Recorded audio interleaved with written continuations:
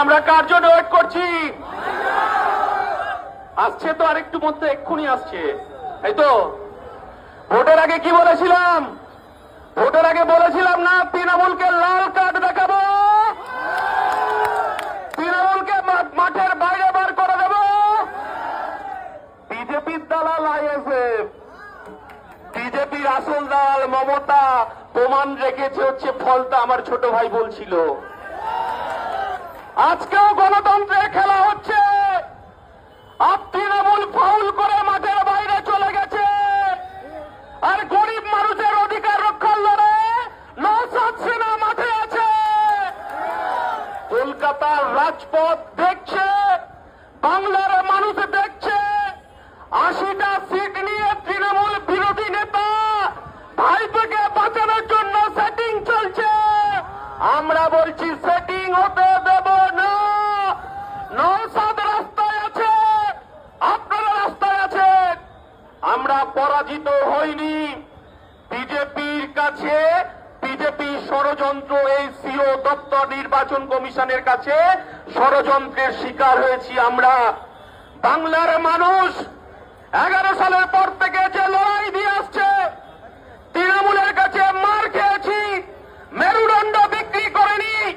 আজকে কলকাতার রাজপথ আবার দেখবে এই বাংলার গরিব মানুষের ভোটাধিকার রক্ষার লড়াই, গণতান্ত্রিক অধিকার রক্ষার লড়াইয়ে। আমরা বলতে চাইছি বাংলায় পরিবর্তন কিছু হয়নি।